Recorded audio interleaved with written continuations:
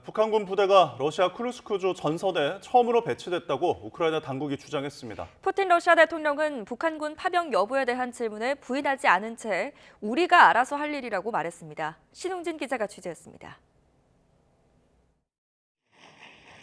블라디미르 푸틴 러시아 대통령이 북한군 파병 보도에 대해 처음으로 입을 열었습니다. 푸틴은 러시아 타타르스탄 공화국 카잔에서 열린 브릭스 정상회의 결산 기자회견에서 북한군의 러시아 파병 정황을 보여주는 위성 사진에 관해 묻는 미국 기자에게 답했습니다. Давайте начну с первой части вашего вопроса. Снимки, они вещь серьезная. Если есть снимки, значит, они что-то отражают. 돌려 말하기는 했지만 북한군 파병을 부인하지 않았습니다. 이어서 러시아 하원이 북한과의 포괄적 전략적 동반자 조약을 비준했다며 여기에는 상호 군사 원조 관련 조항이 있다고 강조했습니다. Мы нисколько никогда не сомневались, что северокорейское руководство относится к нашим договоренностям серьезно. Но что и как мы будем делать, это уже наше дело. 이런 가운데 북한군 병력이 처음으로 전선에 배치됐다는 주장이 나왔습니다. 우크라이나군 정보총국은 자국군이 쿠르스크에서 지난 23일 북한군을 목격했다고 말했다고 현지 매체들이 전했습니다. 교도통신도 우크라이나군 소식통을 인용해 북한군 병사 약 2,000명이 훈련을 마치고 우크라이나 국경과 가까운 러시아 서부로 이동했다고 보도했습니다. 러시아 남서부의 쿠르스크는 우크라이나군이 지난 8월 6일 진입해 일부를 점령하고 러시아군과 교전 중인 접경 지역으로 전부터 북한군 투입이 거론됐던 곳입니다. 우크라이나는 장성 3명과 장교 500명을 포함해 약 12,000명의 북한군이 러시아에 있는 것으로 보고 있습니다. YTN 신웅진입니다. 북한군 파병이 러시아에는 우크라이나에 빼앗긴 서부 쿠르스크 지역을 탈환하는 데 수적으로 도움이 될 수 있다는 분석이 제기됐습니다. 영국 일간 파이낸셜 타임스는 현지 시간 24일 관련 기사를 통해 이렇게 전했습니다. 잭 와틀링 영국 왕리 합동 군사연구소 지상전 선임연구원은 북한이 러시아군을 수적으로 보충하면서 우크라이나에 더 많은 문제를 가져올 수 있다고 지적했습니다. 윤석열 대통령은 북한의 러시아 파병을 좌시하지 않겠다며 북한군의 활동 여하에 따라 우크라이나에 살상 무기를 직접 공급하는 방안도 검토하겠다고 말했습니다. 폴란드 대통령과의 정상회담을 마친 뒤에 한 말인데 윤 대통령이 공식 석상에서 이 북한의 러시아 파병을 비판한 건 이번이 처음입니다. 강민경 기자입니다. 윤석열 대통령은 11년 만에 폴란드 대통령으로 국빈 방한한 안제이 두다 대통령을 공식 환영식으로 맞이한 데 이어 정상회담을 열었습니다. 두 정상은 회담 뒤 공동 기자회견을 통해 북한의 핵 미사일 개발과 도발, 러시아와의 불법 군사 협력을 한 목소리로 규탄했습니다. 윤 대통령은 특히 북한의 러시아 파병은 유엔 안보리 결의를 정면으로 위반하는 행동이자 전 세계 안보를 위협하는 도발이라며 좌시하지 않을 거라고 밝혔습니다. 대한민국이 이를 결코 좌시하지 않을 것이며 러북 군사 협력의 진전 여하에 따라 단계별로 국제사회와 함께 필요한 조치를 취해 나갈 것임을 분명히 하였습니다. 윤 대통령은 이어 러북 군사협력의 진전 여하에 따라 단계별로 국제사회와 함께 필요한 조치를 해나갈 거라며 우크라이나에 대한 살상용 무기 지원 가능성도 열어뒀습니다. 살상 무기를 직접 공급하지 않는다는 원칙을 가지고 있었는데 그러한 부분에서도 더 유연하게 북한군의 활동 여하에 따라 검토해 나갈 수 있습니다. 지난 21일 나토 사무총장과의 전화통화에서 러북 군사협력을 규탄하긴 했지만 윤 대통령이 공식 석상에서 북한군 파병을 규탄하고 살상용 무기 지원 검토 방침을 밝힌 건 처음입니다. 정상회담 당일 북한이 대통령 부부를 비난하는 전단을 풍선에 실어 용산청사 일대까지 날려보내는 등 도발 수위를 높인 데 대한 대응으로 해석됩니다. 이번 한 폴란드 정상회담에선 올해 안에 약 70억 달러 규모의 K2 전차 2차 이행 계약의 성공적인 협상 타결 등 방산 협력도 이어가기로 했습니다. 대통령실은 이번 정상회담을 통해 호혜적 방산 파트너십을 강화하고 한반도 정세와 우크라이나 문제 등에 대한 공감대를 구축하는 성과를 이루었다고 평가했습니다. YTN 강민경입니다. 국회 국방위원회 종합국정감사에선 우크라이나와 전쟁 중인 러시아에 북한군이 파병된 것을 두고 여야의 설전이 벌어졌습니다. 야당 의원들은 윤석열 대통령이 우크라이나에 가서 러시아를 적대국으로 선언하는 등 실패한 외교 정책이 안보 위기를 초래했다며 우리 정부가 우크라이나의 살상 무기 지원을 검토하는 건 돌이킬 수 없는 강을 건너는 것이라고 지적했습니다. 반면 여당 의원들은 북한군의 러시아 파병에 정부의 외교 기조가 영향을 미쳤다는 주장은 비약이자 편향된 시각이라며 북한과 러시아가 동맹 관계로 접어든 이상 미국과 전시작전권 전환 논의는 당분간 중단해야 한다고 주장했습니다. 북한은 쓰레기 풍선 도발을 재개하면서 처음으로 대남 전단을 우리 측에 날려보냈습니다. 풍선 잔해물이 대통령실 청사에까지 떨어졌는데 미국 대선이 임박하면서 도발 수위를 높일 수 있다는 관측도 나오고 있습니다. 이종원 기자입니다. 거리 곳곳이 울긋불긋하게 보일 정도로 전단이 널브러져 있습니다. 커다란 가로수는 가지마다 종이장들을 뒤집어 썼습니다. 북한이 날려보낸 쓰레기 풍선 낙하물로 윤석열 대통령 부부를 비난하는 내용의 전단이 곳곳에서 발견된 겁니다. 모두 20개가량을 날려보냈는데 수도권에만 풍선잔에 10여 개가 떨어졌습니다. 위험물질은 없었지만 지난 7월에 이어 또다시 용산 대통령실과 국방부 청사에서도 풍선 낙하물이 발견됐습니다. 지난 5월 말부터 오물과 쓰레기를 넣어 대남 풍선 도발을 이어온 북한이 대남 전단을 실어보낸 건 이번이 처음입니다. 일단 우리 군의 대북 확성기 방송과 함께 최근 북한이 주장하는 무인기 사건에 대한 맞대응 성격의 심리전이란 분석이 나옵니다. 이제 본격적으로 전단을 인쇄해서 그동안 쌓아놓은 데이터나 이런 노하우를 활용해서 북한식 심리전을 하고 있다 이렇게 봐야죠. 이와 함께 미국의 대선과 러시아 파병 등과 맞물려 북한이 도발 수위를 높이는 신호탄으로 볼 수 있다는 우려도 제기됩니다. 꼭꼭 숨겨온 고농축 우라늄 제조시설에 이어 한미를 겨냥하는 전략 미사일이 가득한 지하터널 기지 내부까지 김정은 위원장이 직접 공개한 직후이기 때문입니다. 국방부도 지금까지의 고각 발사가 아닌 비행거리를 대폭 늘린 정상각도 방식의 대륙간 탄도미사일 ICBM 시험 발사 가능성을 언급했습니다. 재진입 시험을 이제 성공적으로 하는 것이 가장 그들의 목표이기 때문에 그렇게 하려면 고각 발사로는 안 됩니다. 정상적인 각도로 발사를 해서 시험을 할 수도 있습니다. 대기권 재진입 기술은 ICBM의 마지막 단계로 북한이 러시아 파병에 대한 대가로 챙길 가능성이 큰 대표적인 군사기술로 꼽힙니다. 앞서 국가정보원은 AI 기술을 활용한 이미지 분석으로 북한 미사일 기술자가 러시아에 파견된 것으로 추정하기도 했습니다. YTN 이종원입니다. 네, 어제 오후 부산항 인근에 있는 주한미군 보급창고에서 큰 불이 나 밤새도록 진화 작업이 진행됐습니다. 다행히 인명피해는 없었는데 거대한 화염과 함께 많은 연기가 주변으로 퍼져 시민들이 불안에 떨었습니다. 차상은 기자입니다. 시뻘건 불길이 건물을 집어삼킬 듯이 거세게 타오릅니다. 불씨와 함께 솟구친 연기는 바람을 타고 일대로 퍼져나갑니다. 부산 동구에 있는 주한미군 55 보급창에서 불이 난 건 어제 오후 6시 반쯤.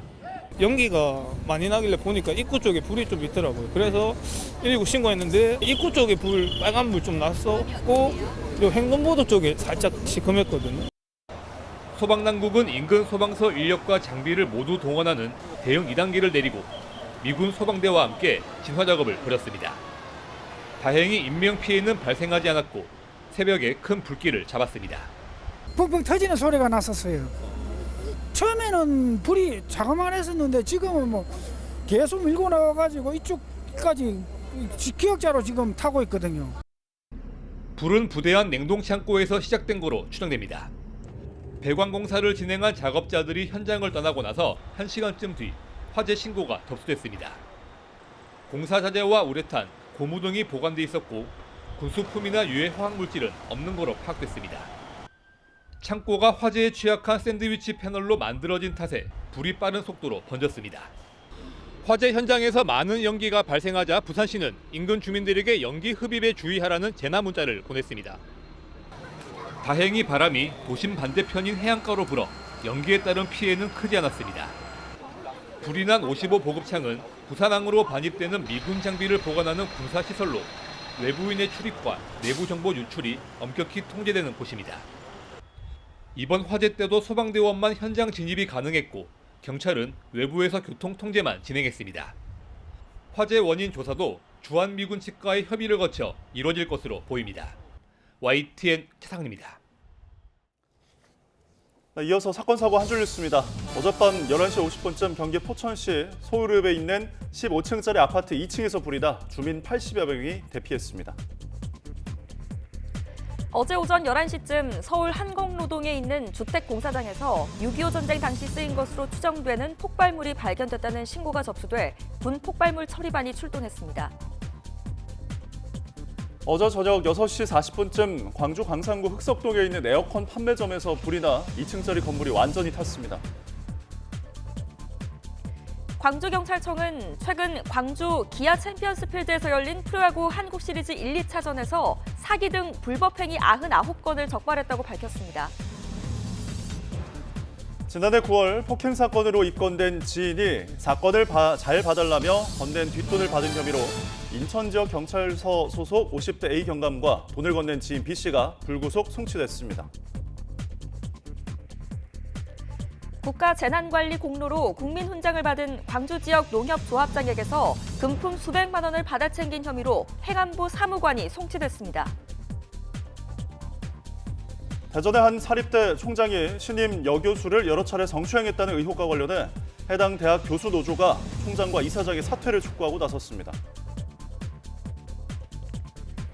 의대 증원 배정에 반발하는 의료계 송사를 대리한 변호사가 다른 의뢰인에게 공갈을 시도한 혐의로 1심에서 징역 8개월에 집행유예 2년을 선고했습니다. 지난 21일 저녁 서울 영등포역 인근에서 노숙인들에게 집단 폭행을 당해 치료를 받던 50대 피해자가 결국 숨지면서 폭행 가담자 한 명이 구속됐습니다. 여자친구와 이별 통보 뒤 외도를 의심하다 살해한 혐의로 재판에 넘겨진 50대 A씨가 징역 27년을 선고받았습니다. 찾아오지 말라는 경고를 무시했다는 이유로 지인을 흉기로 살해한 80대는 징역 12년을 선고받았습니다. 지금까지 한 줄 뉴스였습니다. I'm Wolf Blitzer in Washington. The race for the White House is heating up.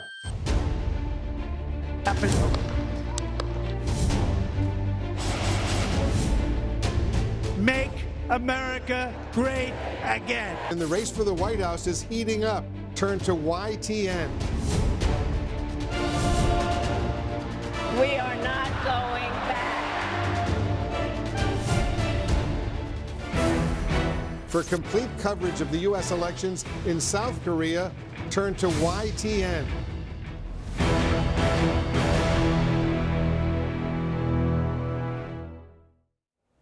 네, 이제 미 대선을 불과 11일 앞두고 승패 열세를 쥔 경합주 가운데 해리스 부통령이 4곳, 트럼프가 3곳에서 앞서고 있다는 여론조사가 나왔습니다. 하지만 트럼프 전 대통령이 경합주에서 앞선다는 여론조사도 이어지고 있어서 아직 승패를 가늠하기가 어렵습니다. 어느 때보다 사전투표 열기도 뜨거운 가운데 현지 연결해서 판세 흐름을 짚어보겠습니다. 홍상희 특파원.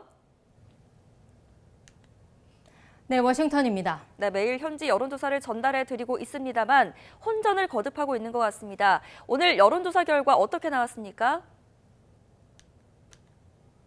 네, 초박빙 경쟁이라는 보도를 매일 드리고 있는 것 같습니다. 오차 범위 안에서 양측 후보들의 지지율이 엎치락 뒤치락 하고 있는데요. 이번 시간으로 오늘 오전에 나온 여론조사를 먼저 보시겠습니다. 지금 보시는 것은 여론조사 기관 팁인사이츠가 21일부터 23일까지 투표 의향이 있는 유권자 1,200여 명을 대상으로 조사한 결과입니다. 전국 단위에서 해리스 부통령 지지율이 50%, 트럼프 전 대통령 지지율은 47%로 해리스 부통령이 3%포인트 앞서는 것으로 나타났죠. 하루 전 풋포스트와 여론조사 기관 해리스 X의 여론조사를 한번 보겠습니다. 트럼프 전 대통령의 지지율이 51%로 해리스 부통령을 2%포인트 앞선 것으로 나타났습니다. 한 달 전 여론조사에서는 해리스 부통령이 4%포인트 차로 앞섰는데 트럼프 전 대통령이 한 달 만에 역전을 한 겁니다. 트럼프의 당선 가능성도 하나둘 나오고 있습니다. 정치 매체 더 힐은 23일을 기준으로 트럼프의 당선 확률이 52%로 해리스의 48%보다 앞선다고 밝혔고, 선거 예측 전문가로 유명하죠. 네이트 실버는 직감으로는 트럼프가 이길 것 같다고 말했습니다. 자, 방금 살펴본 전국 지지율보다 이제 중요한 게 경합주 판세인데, 경합주가 중요한 이유가 각 주마다 할당된 선거인단을 확보해야 되기 때문이지 않겠습니까? 현재 판세는 어떻습니까?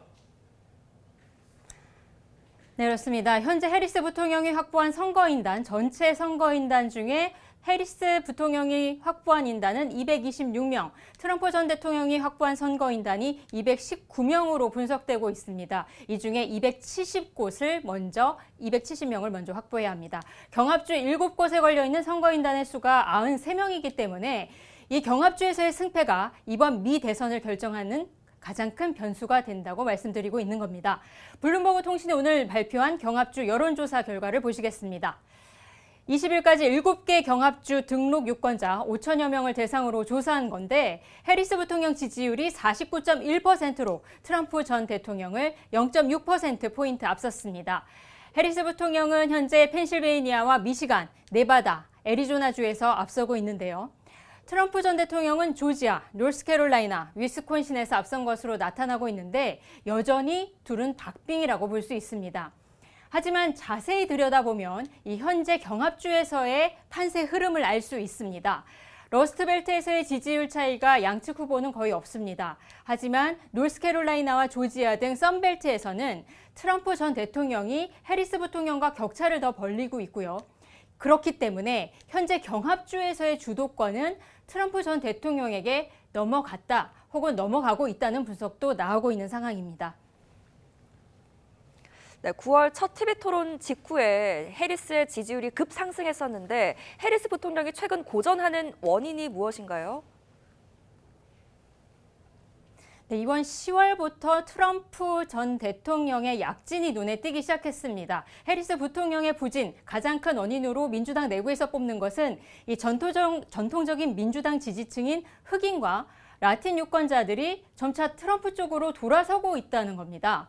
라틴계 유권자의 49%가 트럼프 전 대통령을 지지한다고 답하고 있어서 해리스 부통령 지지율을 38%인데 이것을 훌쩍 넘어섰다는 보도도 저희가 드린 적이 있고요. 흑인 유권자들의 지지율도 72%입니다. 해리스가 갖고 있는 지지율이 72%인데 언뜻 보면 많은 것 같지만 4년 전 대선 때보다는 낮습니다. 그리고 어제는 심지어 흑인 남성 유권자의 26%가 트럼프 전 대통령에게 투표하겠다고 말했다는 여론조사까지 나왔습니다. 그렇기 때문에 해리스 부통령은 현재 지금 매우 쫓기는 상황에 처해 있다고 할 수 있죠. 핵심 쟁점에서의 이 양측의 경쟁에서도 차이가 있어 보이는데, 어느 쪽이 잘했다라고 현재 말씀은 드릴 수 없지만 어제 양측 후보가 어떤 부분에 강점을 두고 있는지 직접 들어보시겠습니다. Let me ask you tonight, do you think Donald Trump is a fascist? Yes, I do. Yes, I do. And I also believe that the people who know him best on this subject should be trusted. Interest rates were 2%, now they're at 10% and you can't get the money. We're going to drill, baby, drill. And that's going to bring everything down. Okay? 네, 지금 들어보시면 알겠지만 해리스 부통령이 이달 들어서 강조하고 있는 것은 트럼프 전 대통령은 민주주의에 있어서 위협하는 인물이다, 위험한 인물이다라는 점을 강조를 하고 있습니다. 그리고 해리스 부통령은 지금까지 유세에서 이 자유와 미래, 이런 가치 등에 중점을 두고 있는데요. 반면에 트럼프 전 대통령은 인플레이션, 관세, 여러분들의 일자리, 불법 이민 문제를 해결하겠다, 이런 것처럼 이 미국 유권자들이 피부로 느끼는 쟁점에 더 공을 들이고 있는 모습입니다. 지난달 허리케인 헐린이 미국 남동부를 강타했죠. 이 직후에 두 후보의 행보에도 차이가 있었습니다. 트럼프 전 대통령은 피해 현장인 조지아를 바로 방문했습니다. 해리스 부통령은 연방재난방문청을 방문했는데, 물론 부통령으로서 이런 것들을 어떻게 해결해야 할지 방문청을 재난청을 방문해야 하지만 이런 것들이 약간 실기가 아니었나라는 평가도 나오고 있습니다. 해리스 부통령이 어찌 보면 더 다급한 상황으로 보이는데 양측 후보들 모두 경합주에서 유세에 힘을 쏟고 있죠. 네, 그렇습니다. 어제 CNN 타운홀 미팅 라이브에 해리스 부통령이 출연했는데 해리스 부통령은 오늘 이곳 시간으로 오후에 조지아주 클락선에서 오바마 전 대통령과 첫 합동 유세에 나섭니다. 이쪽 시간으로 6시쯤에는 오바마 전 대통령이 먼저 유세에 나서고 그다음 해리스 부통령이 여기에 조인하는 형태가 될 것으로 보입니다. 함께 무대에 오르는 모습은 처음인데요. 이 지지율 비상이 걸린 흑인 유권자, 그중에서도 흑인 남성을 집중 공략할 것으로 보입니다. 내일은 텍사스 휴스턴에서 팝 가수 비욘세와 함께 유세에 나설 예정입니다. 또 29일에는 트럼프 전 대통령이 16 의회 난입 사태를 선동한 곳인 백악관 앞 엘립스 공원에서 마무리 유세를 열 계획입니다. 트럼프 전 대통령은 최근 경합주 여론조사의 격차가 좁아지기 때문에 매우 고무되고 자신 있는 모습입니다. 그렇기 때문에 말도 더 거칠어지고 있는데요. 오늘에는 보수 성향인 팟캐스트에 출연해서 자신이 백악관에 복귀를 하면 그 첫날 나를 형사 기소한 잭 스미스 특별검사를 즉시 해임하겠다고 으름장을 놓기도 했습니다. 트럼프 역시 경합주에서 지지층 결집에 주력하고 있는데 노스캐롤라이나와 어제 조지아를 거쳐서 오늘은 두 곳으로 갑니다. 애리조나와 네바다에서 유권자를 만나 표심에 호소할 계획입니다. 네, 마지막으로 미국 사전투표 참여율도 사상 최고치라고 들었습니다. 양측 모두 기대가 높다면서요? 네, 우선 전통적으로 봤을 때 사전투표율이 높으면 민주당에게 유리하다는 분석이 있었지만 이번에는 장담하기 어렵다는 것이 이쪽 정가의 분석들입니다. 플로리다 대학교 선거연구소 자료를 먼저 보면요. 이곳 시간으로 어제 오후 기준으로 사전투표자가 2,650만 명을 넘어섰습니다. 역대 최다 기록입니다. 워낙 초박빙의 판세다 보니까 해리스 부통령뿐만 아니라 트럼프 전 대통령도 특히 경합주에서 사전투표를 독려하고 있는 모습입니다. 트럼프 전 대통령은 사전투표, 특히 우편 투표를 불신해 왔는데 이번에는 나도 사전투표를 하겠다면서 독려에 나섰고요. 해리스 부통령도 흑인 유권자들을 만나서 사전투표에 적극적으로 나서줄 것을 호소하고 있습니다. 실제로 경합주 네바다주에서는 사전투표 참가자 40%가 공화당 지지자로 나타나서 민주당 지지자들보다 많았습니다. 이 기록적 사전투표율에 유불리는 결과가 나와봐야 알 수 있을 것 같습니다. 지금까지 워싱턴에서 YTN 홍사입니다. 금요일인 오늘도 아침에는 쌀쌀하지만 한낮에는 온화함이 감돌겠습니다. 현재 서울이 9.2도, 전주 8.6도까지 떨어져 있는데요. 한낮에는 23도까지 올라 일교차가 15도 안팎 크게 벌어지겠습니다. 아침마다 안개도 말썽입니다. 오늘 오전까지 중부와 호남 동부, 경북 내륙을 중심으로는 가시거리 200m 미만의 짙은 안개가 끼겠습니다. 출근길 조심히 이동하셔야겠습니다. 오늘 아침은 대부분 어제보다 높은 기온으로 출발하지만 여전히 쌀쌀합니다. 현재 서울 기온은 9.2도, 대전 7.9도를 보이고 있습니다. 일부 내륙과 산간에서는 서리가 내리고 물이 어는 곳이 있겠습니다. 한낮에는 예년 기온을 3에서 5도가량 크게 웃돌겠습니다. 오늘 낮 기온은 서울 23도, 광주와 대구도 23도까지 오르겠습니다. 주말인 내일도 낮 동안 온화하겠고 중부지방은 대체로 맑겠습니다. 다만 전남 해안과 제주도에는 비가 내리겠고요. 휴일에는 남부지방으로 비가 확대될 전망입니다. 예상 날씨였습니다.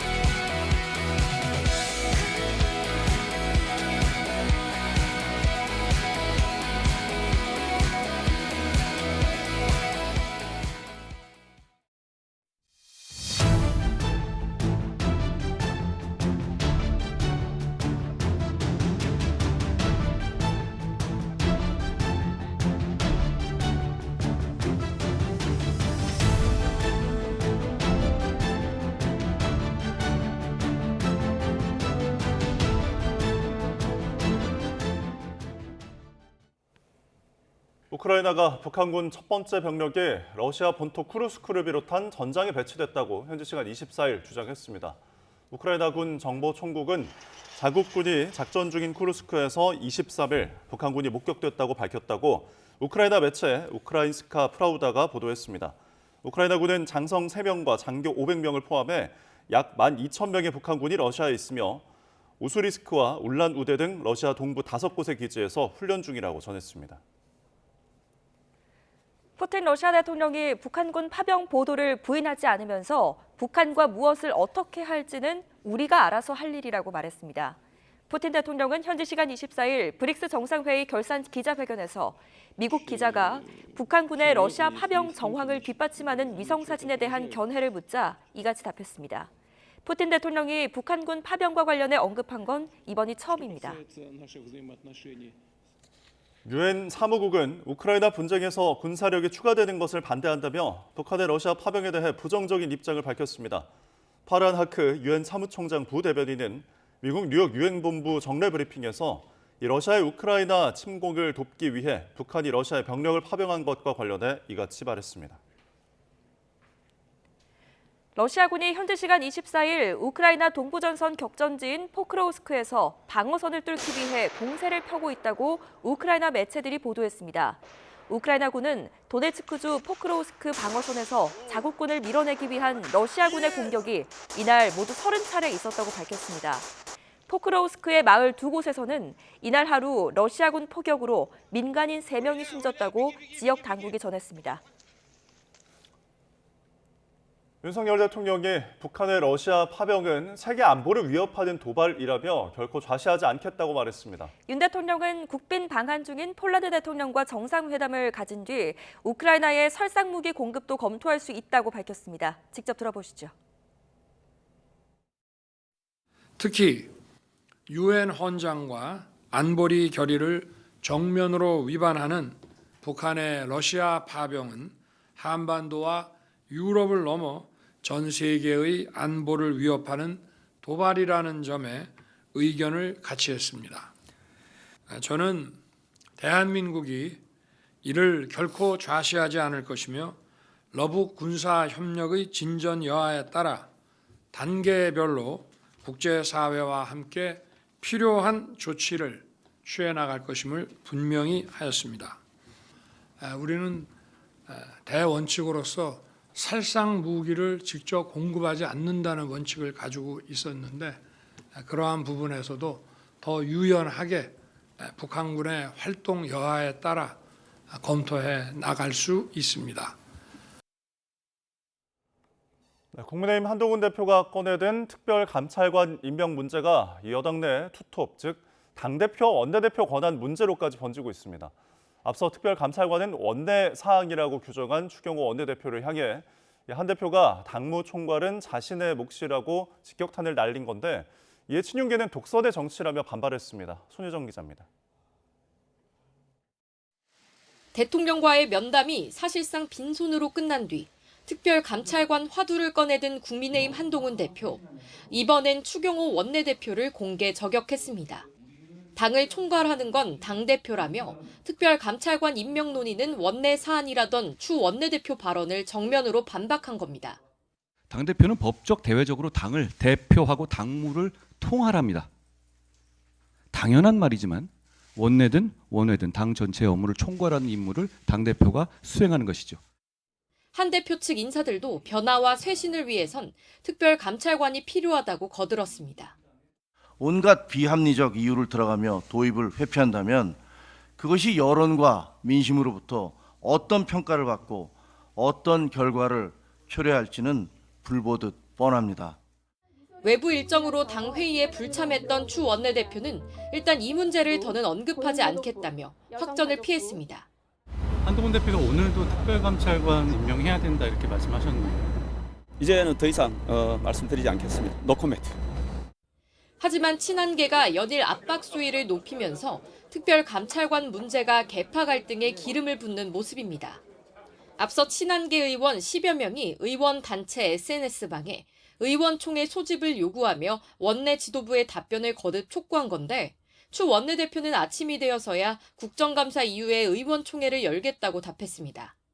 친윤계는 애초 특별감찰관 임명과 북한 인권재단 이사 추천을 연동하기로 한 당론을 바꾸려면 한 대표가 미리 원내대표와 상의했어야 했다며 불만을 드러냈습니다. 의견 교환 없이 일방적으로 발표를 했단 말이에요. 이거는 무슨 정치가 아니죠. 검사 수사하듯이 한 거 아닙니까? 일방적으로 밀어붙인 거 아니에요. 그러니까 이거는 그야말로 독선이고 독단의 정치다.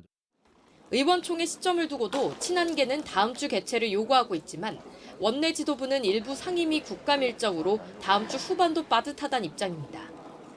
친윤계는 최근 친한동훈계가 만찬을 비롯해 세를 과시하며 당내 갈등을 부추기고 있다고 보고 있는데 양측이 끝내 절충점을 찾지 못한다면 자칫 특별감찰관 문제가 당 분열의 결정적 변수가 될 수도 있다는 관측입니다. YTN 손효정입니다.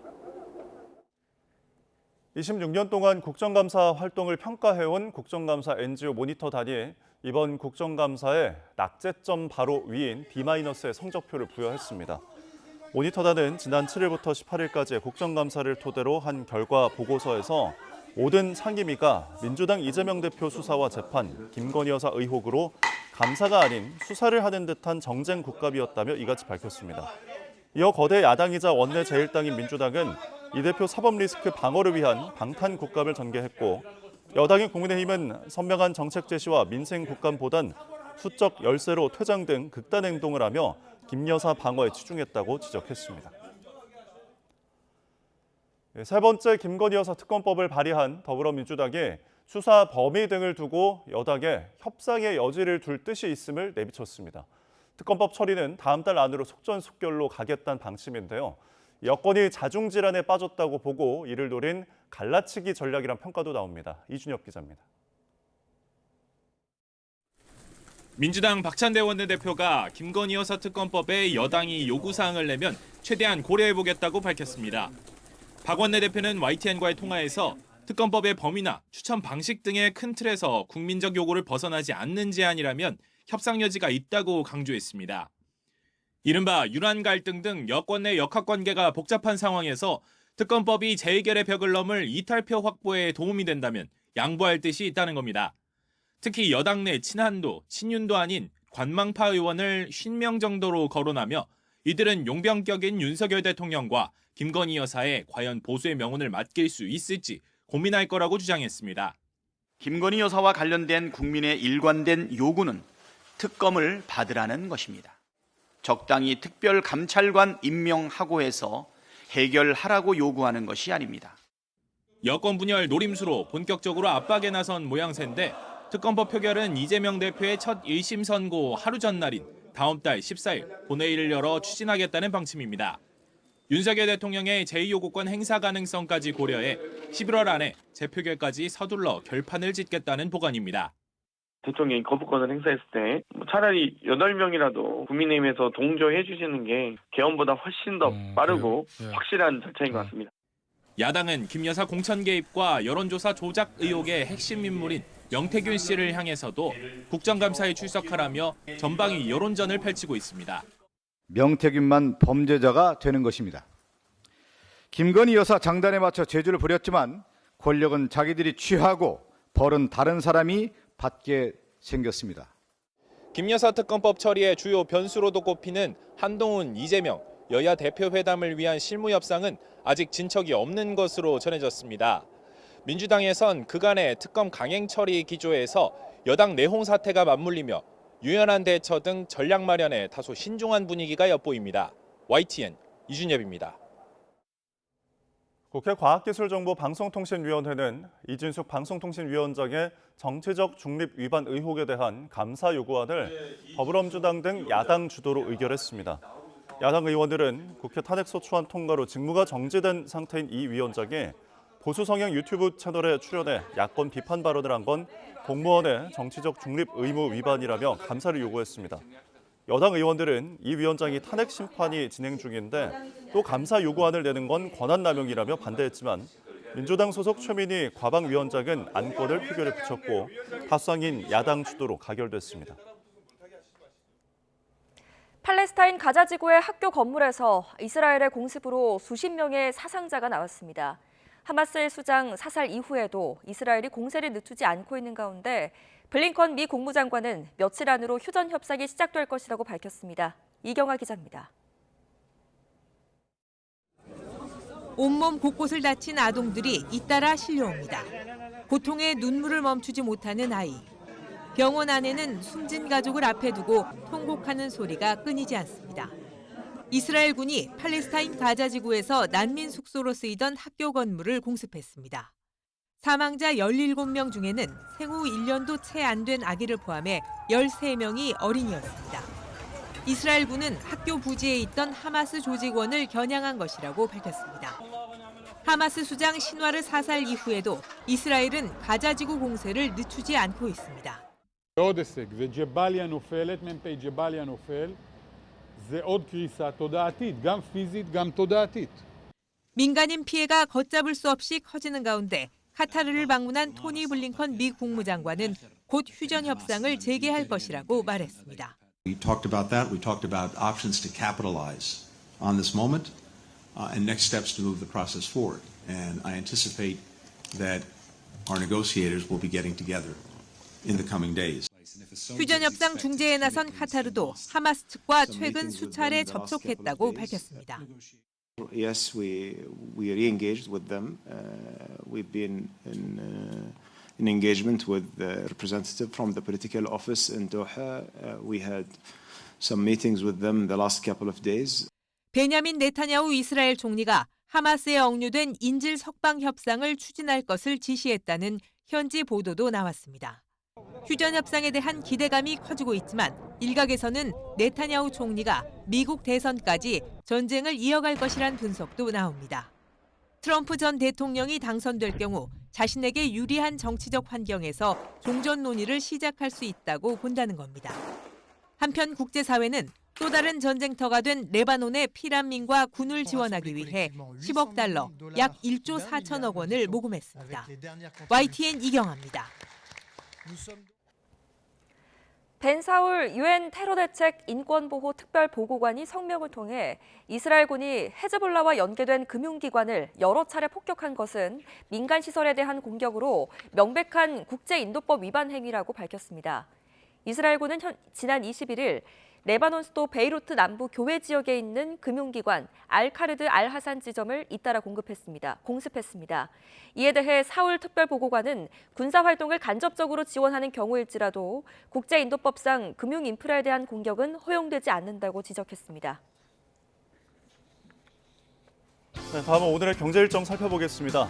오늘부터 실손보험 청구 전산화 서비스가 시작됩니다.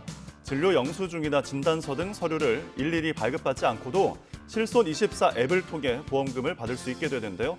다만 아직까지 참여 기간이 절반 정도에 그쳐서 소비자 불편은 한동안 지속될 걸로 보입니다. 국토교통부가 오늘 2차 노후계획도시 정비 특별위원회를 열고 노후계획도시 정비 기본 방침안을 심의합니다. 1기 신도시를 비롯한 전국 노후계획도시 111곳을 미래도시로 정비하기 위한 기본 계획에 대해 심사에 들어가는 겁니다. 정부는 늦어도 다음 달까지 기본 방침 수립을 마칠 계획입니다. 고 이건희 삼성 선대회장의 4주기를 맞아 추도식이 경기 수원 선영에서 열립니다. 이재용 회장은 추도식 이후 사장단과 오찬을 함께할 것으로 보이는데 위기에 빠진 회사를 위해 어떤 메시를 내놓을지 관심입니다. 네, 기업들의 3분기 실적 발표 시즌이죠. 오늘은 기아가 실적을 발표합니다. 기아의 3분기 매출은 26조 5천억 원 정도, 영업이익은 3조 2천억 원 정도로 예상되는데 예상이 맞다면 기아는 3분기 사상 최대 실적을 올리게 됩니다. 신한과 우리금융 등 주요 금융사 실적 발표도 예정되어 있습니다. 지난달 예식 서비스 관련 소비자 상담이 한 달 전보다 증가한 것으로 조사됐습니다. 한국소비자원에 접수된 지난달 예식 서비스 관련 상담은 250여 건으로 한 달 전보다 28% 늘어 가장 높은 증가율을 보였습니다. 상담은 대부분 계약을 해지했을 때 업체가 과도한 위약금을 요구한다는 내용이었습니다. 1년 전과 비교해 상담 건수가 가장 많이 증가한 분야는 상조 서비스로 중도 해지 시 업체가 환급금 지급을 미루거나 연락이 끊기는 등의 피해가 많았습니다. 우리나라 아파트 역사상 최대 규모인 서울 둔촌동의 올림픽파크 포레온이 다음 달 입주를 앞두고 있습니다. 그런데 이렇게 초대형 규모에도 불구하고 다량의 물량이 풀리면서 전셋값이 떨어지는 이른바 입주장 효과가 거의 나오지 않는 모습입니다. 왜 그런지 김기봉 기자가 취재했습니다. 46만 제곱미터 광대한 부지에 최고 35층 아파트 85개 동 12,032가구가 웅장한 모습을 드러낸 올림픽파크 포레온. 올해 서울 전체 아파트 입주 물량의 40%를 차지하는 대단지인 만큼 일시적으로 매매가도 낮아지고 전셋값도 내려가는 이른바 입주장 효과도 크게 기대됐습니다. 하지만 실제 주변 시세는 그렇지 않은 모습입니다. 4, 5개월 전부터 이제 계약이 체결되기 시작했는데 최초에는 한 8억대부터 시작해서 지금 현재는 한 84 기준이 한 9억 한 5천에서 한 10억 정도 사이에서 계약이 체결되고 있습니다. 아파트가 위치한 강동구를 비롯해 인근 송파구와 하남시의 전셋값 추이를 봐도 입주장 효과는 보이지 않고 보합이거나 오히려 오르는 모양새입니다. 우선 전세 매물 자체가 2,700여 건, 월세를 합쳐도 4,000건 정도로 단지 가구 수의 3분의 1 수준입니다. 입주 물량의 절반 정도 임대차 매물이 나오는 일반 단지에 비해 적은 편입니다. 전세 계약이 미리 이루어져 시기적으로 분산됐고 실거주 의무에 대한 부담이 작용했다는 분석입니다. 임박한 현재 시점이 아니라 미리 전세로 내놓았던 부분들이 계약이 된 사례도 있고, 이제 일반 분양의 경우에 실거주 의무 기간 3년 이내가 되기는 하지만 이런 부분을 고려했을 때 입주하는 매물도 상당한 것으로 보여지기 때문에 이제 단지 자체의 전세 매물이 상대적으로 적다고 할 수 있을 것 같아요. 이와 함께 서울 시내 전체 입주 물량이 부족한 데다 새 집을 선호하는 세입자들의 경향도 작용한 것으로 보입니다. 얼육신이라는 말이 나올 정도로 새 아파트에 대한 선호가 젊은 세대를 중심으로 강하게 나타나다 보니까 입주 단지에서 전셋값이 떨어지기는커녕 오히려 오르는 현상들이 나타나고 있습니다. 이런 가운데 입주를 한 달 남긴 시점에 단지 내 도로와 조경을 담당하는 업체 3곳이 추가 공사비 확정을 요구하며 공사 전면 중단에 들어가 불안감이 일고 있습니다. 따라서 다음 달 26일로 예정돼 있는 준공 인가와 27일부터 시작될 입주 일정에 차질이 생길 수 있다는 우려도 마지막 변수로 남아 있습니다. YTN 김기봉입니다.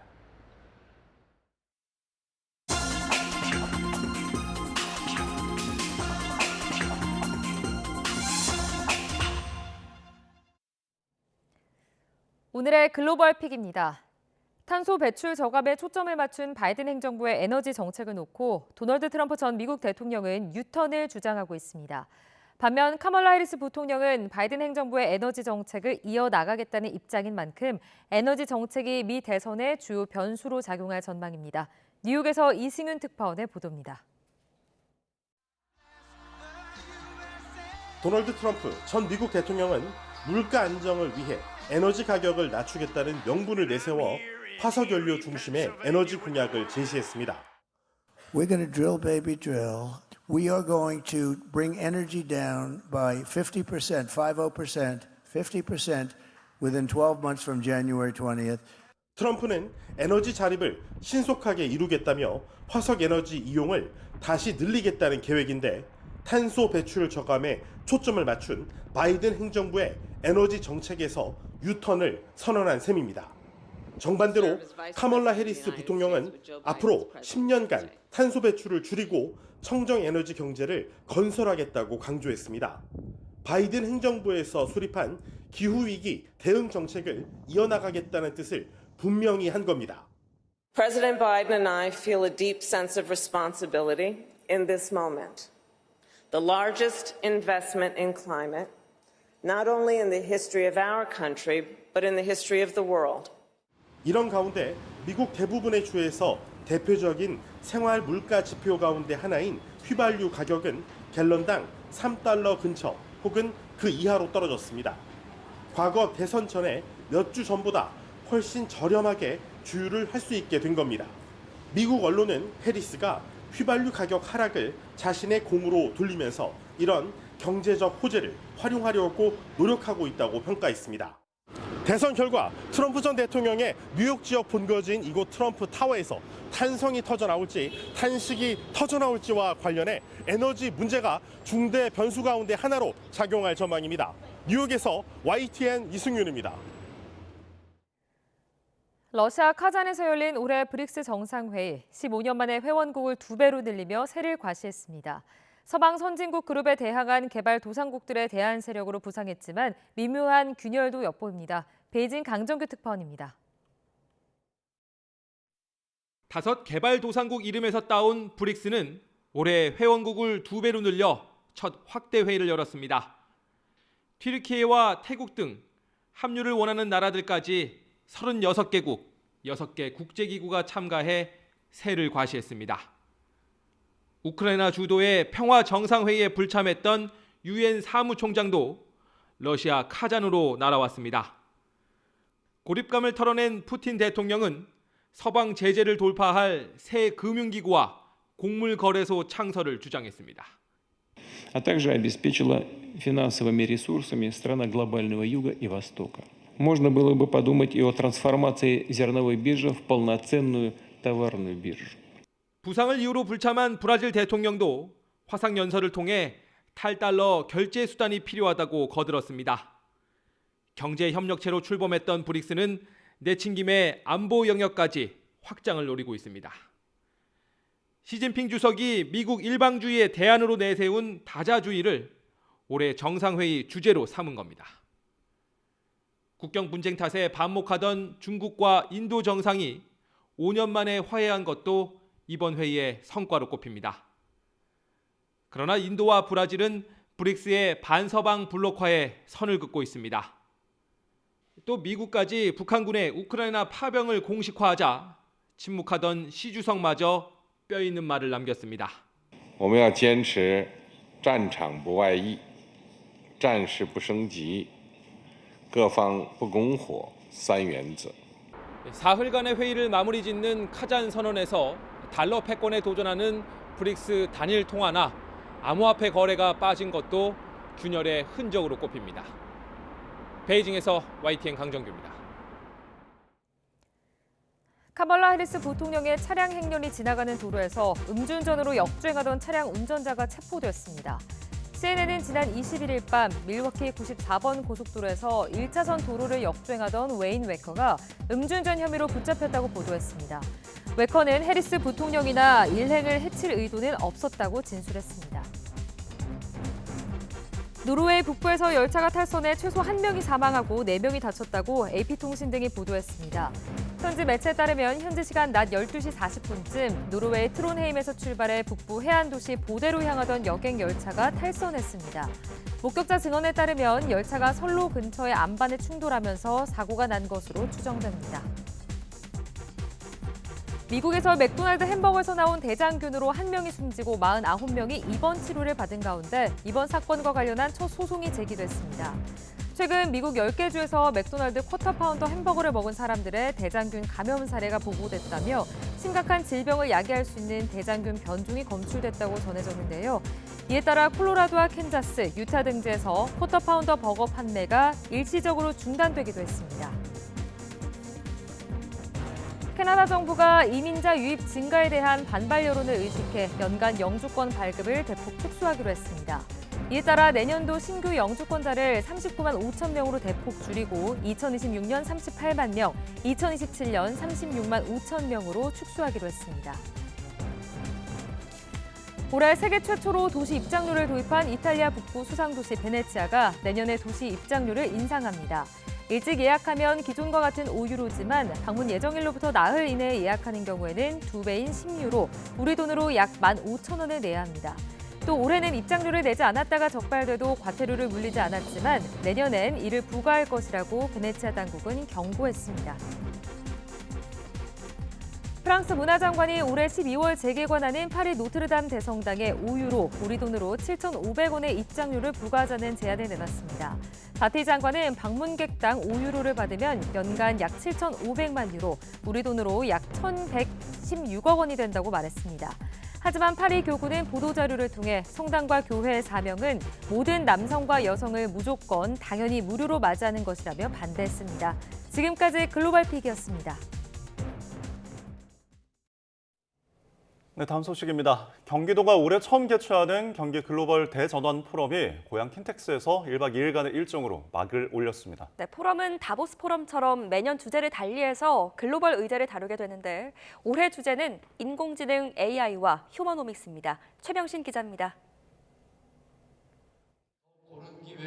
AI와 휴머노믹스는 인류 미래에 어떤 기회를 제공할 수 있을까?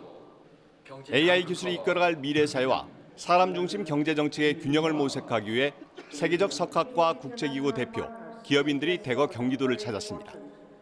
I am very thankful, therefore, to Gyeonggi Province to dedicate this event to artificial intelligence and humanomics.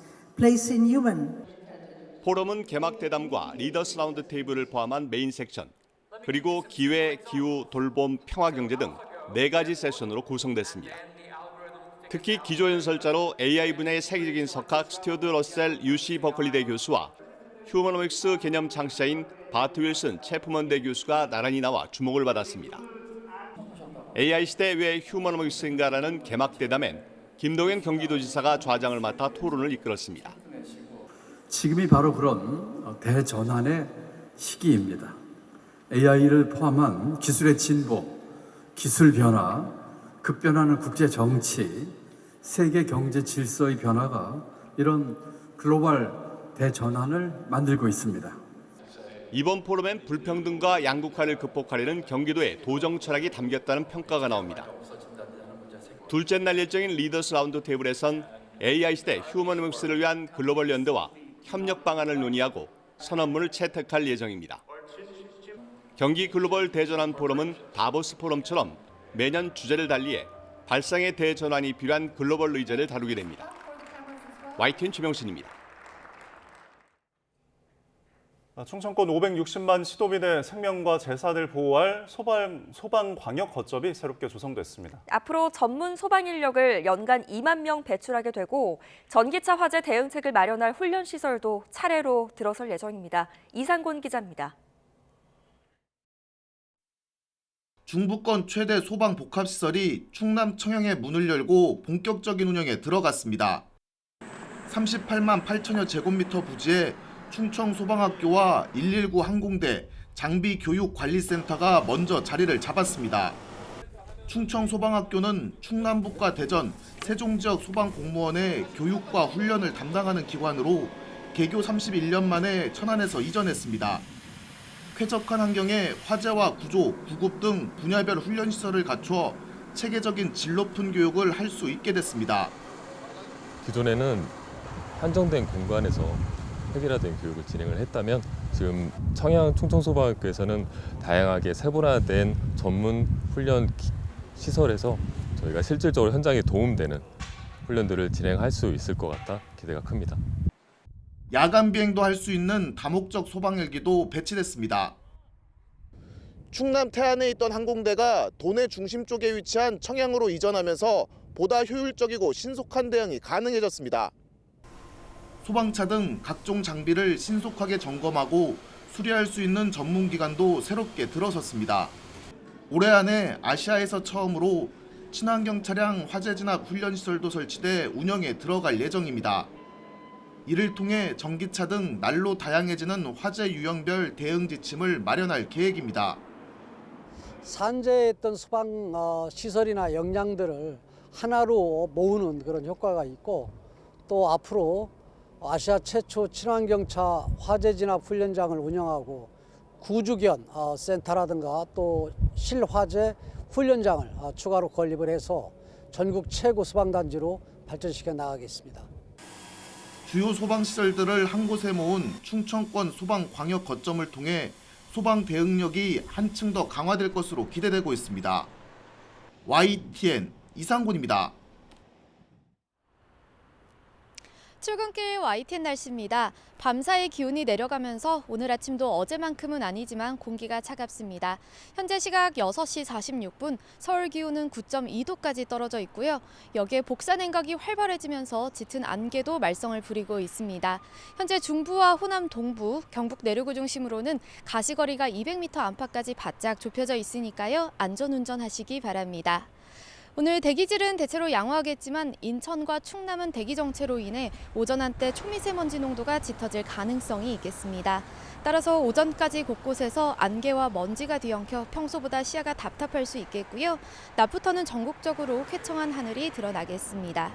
자세한 지역별 기온 살펴보겠습니다. 현재 서울 기온은 9.2도, 대전 7.9도로 대부분 어제 아침보다 높은 기온으로 출발하지만 여전히 쌀쌀합니다. 특히 기온이 크게 떨어진 일부 내륙과 산간에서는 서리가 내리고 물이 어는 곳이 있겠습니다. 하지만 한낮에는 서울 23도, 광주와 대구도 23도까지 올라 예년 기온을 3에서 5도가량 크게 웃돌겠고요. 일교차가 15도 안팎 크게 벌어지겠습니다. 주말인 내일도 낮 동안 온화하겠고 중부지방은 대체로 맑겠습니다. 다만 제주도는 내일 오전부터, 전남 해안은 내일 오후부터 가끔 비가 내리겠고요. 휴일에는 남부지방까지 비가 확대돼 이들 지역은 다음 주 초반까지 비가 자주 내릴 전망입니다. 오늘 남해안과 제주도에는 바람이 강하게 불겠고 동해안과 제주도 해안을 중심으로는 너울성 파도가 높게 일겠습니다. 해안가 안전사고에 각별히 유의하시기 바랍니다. 지금까지 YTN 원희다입니다. 뉴스타트 3부 잠시 후에 이어집니다.